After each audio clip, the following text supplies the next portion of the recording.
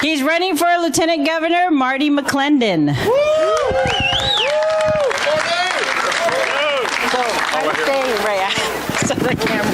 You got to stay right here in front of the camera. I get it. Okay. Raise your hand if you know me, first of all. Marty McClendon, raise your hand. Okay, so most of you do. Okay, I'll start off with the primary thing. In a week from now, the ballots will be out. They'll be mailed in your mailbox. So all your friends and neighbors. There are 11 lieutenant governor candidates on the ballot. There are 5 that say they're Republicans. So I want to give you my credentials as a Republican first, and then we'll go into the campaign speech as we always do. Okay? Now, I've been a Republican my entire life. I've been in the party as a PCO for 20 years. The last decade, I've been the PCO, district leader, club president, and the Pierce County Republican Party chair. I've helped other Republicans get elected for decades. Thank you. I'm trying to tell you that it's about service. It's about we're on one team to get Republicans elected to make the difference in this state, and I'm on that team, not showing up one day as a Democrat, next day as a Republican. Okay, just say that. Number 2, this is the best chance we have in our state history, probably in the last 35 years at least, for a Republican governor, Republican lieutenant governor across the state and take the House and the Senate back. I don't say that for wishful thinking. We understand that it's gotten bad with the Democrats shutting down the state, with the governor saying telling churches and families are non-essential, that businesses that don't support him are non-essential, or the pandemic, or whatever else that the Democrats have done to our state over the last 35 years. I say that because the numbers bear out. In 2016, I ran for this very same position.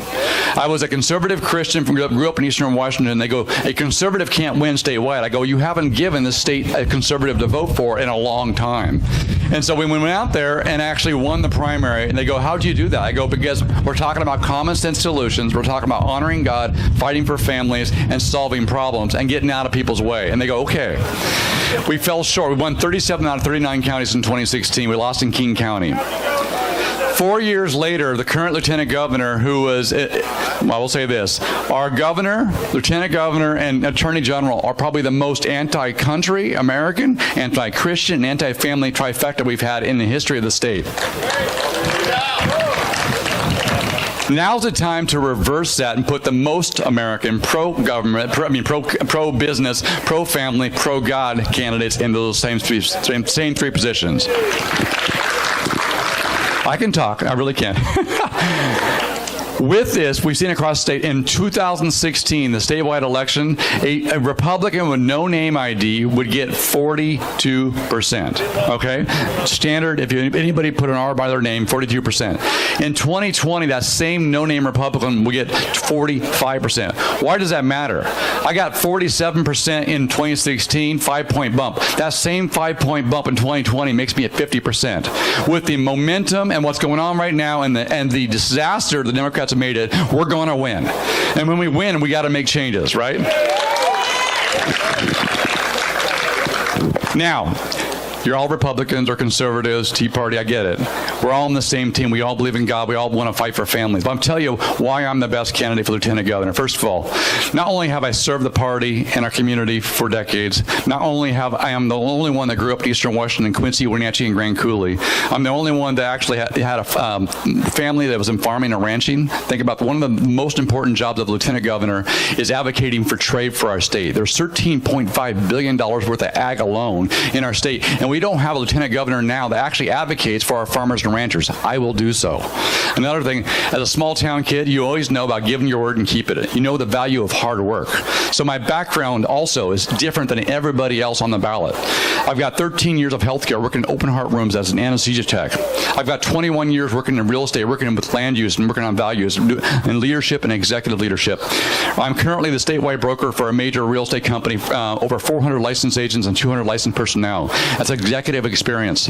On top of that, though, being a small town kid, pastored a church for 6 years as well, and had a statewide radio show for 6 years with over 2 million listeners across Eastern Washington, talking about conservative and political issues from a Christian perspective. I'm not shy about my faith because I understand that our founders understood that our Constitution was given to us and our rights were given to us by God. And without God in our life, we are in trouble. Sorry.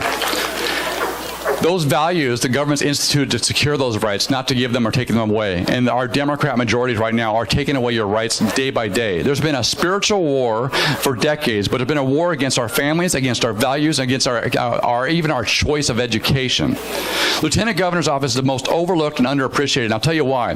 Why this office uniquely fits me and this office and in this time.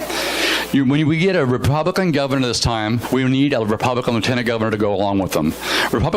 A lieutenant governor is the only statewide office that's both executive and legislative. What does that mean? Yes, you have the title, and you preside over the Senate, but in the legislative role, you preside over the Senate. Nothing comes to the floor unless the lieutenant governor pulls it. So this comprehensive sex education that was passed 2 o'clock in the morning, it would have never seen the vote, much less come to the floor if I'm the lieutenant governor. Think about that for a change, right?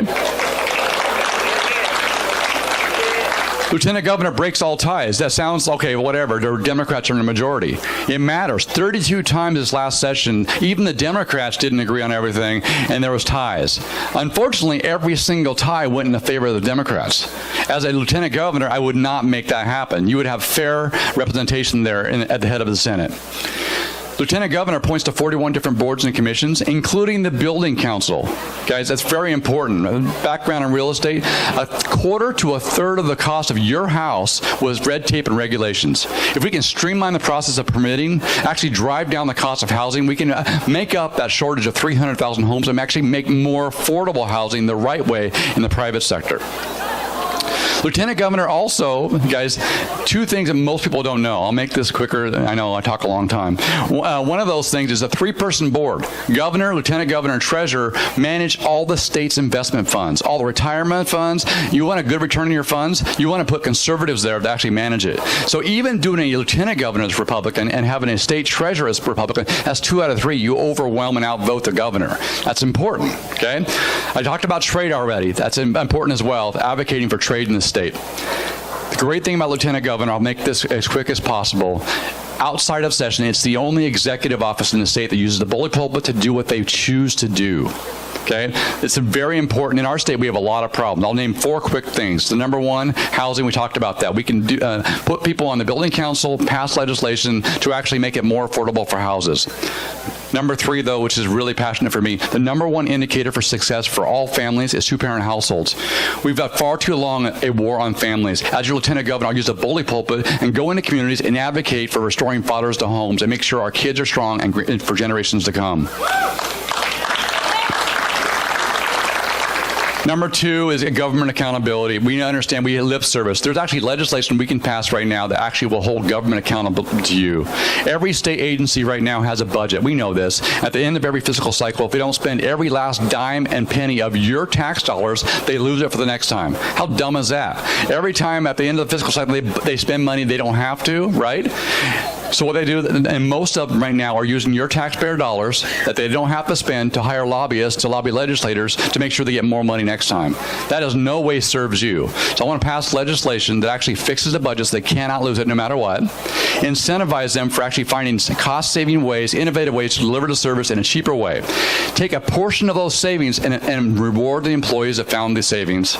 Take another part of it and roll it over the next time, and take the remainder of it and tie it to school construction funding, which is definitely needed. So it's not new money, it's the same money. That's the carrot. The stick is every forward-facing state agency, DOL, DMV, L&I, whatever, that you do business with, you should be able to survey them on the service you got, and they should be held accountable to it.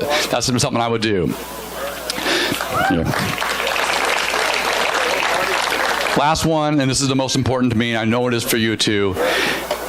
We talk about education a lot, Democrat and Republican. We mean different things oftentimes. We spend $30 billion every 2 years on education. It's half our budget. It's a paramount duty. We always hear this, right? But you would think for $30 billion we would get more for our money. 20% of our kids, 1 in 5, drop out before they graduate. We're failing 20% out the door. Of the 80% that are actually graduating high school, 48% are actually at grade level for math, and 49% are at grade level for science. We're failing half our kids that graduate in math and science already. Of the ones that graduate, about a third of them go to college. You think, okay, great. Of that third, though, 50% drop out before they finish with massive college debt. Of the 50%, of the 30% that actually graduate college, 54% 94% are underemployed or unemployed in the degree they went to school for. We are failing our kids. It's the same system in place since World War II.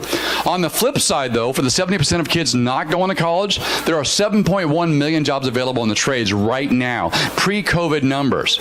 So what I'm going to do as Lieutenant Governor is beat the drum, work with OSBI, hopefully have a new Republican there, the idea and a new Republican governor and the legislature for Move Core 24 to allow our kids to be exposed and take more electives and exposed to auto shop, wood shop, and metal shop in middle school and junior high. And partner with Employment Security Department after they get audited and cleaned up and get real market data. So parents and kids in high school that have been exposed to the trade say, you know what, there are 7.1 million jobs available. A certified mechanic makes $80,000 to $120,000 a year right now with no college education. And give them options and choices and real data, real current market data so they know what to do. The next step in that, as that works, giving parents choice and kids choice and tie in with the number one things businesses need is a skilled workforce. You partner with the trades. You say, trades, go build us a center of excellence. Our kids can go to high school there, graduate as a journeyman electrician or plumber, and we'll partner with you and accreditize it. The same thing with the tech industry. We partner with Amazon, Zillow, Microsoft, and say, hey, you need workers. You're importing $1 million a year through H-1B visas. We have high school students that would love to do that. Build us a school. We'll accreditize it. We'll send the kids there, and they'll graduate with a $100,000 a year job in the tech industry. We can do better for our kids, and we're going to do better. So I'll finish with this. My background is, like I said, real estate, ministry, media, healthcare, a lot of background. Lieutenant Governor has a unique role. I'm very passionate. If we don't honor God first and fight for families, we're done for. We understand that. I'm going to be an advocate and a fighter for you. You have a choice to make in a week. I will say this. I told this up in Snohomish County as well. Anybody here like the Bible? First of all, raise your hand. Okay. Anybody remember the story of when God was talking to Joshua and Caleb about going into the promised land? He said, I've given you the promised land. Now go take it. Okay? We have this election. We're going to win. We're going to change the state. But it's up to us to go take it. So God bless you and God bless America. Marty McClendon for Lieutenant Governor. Thank you.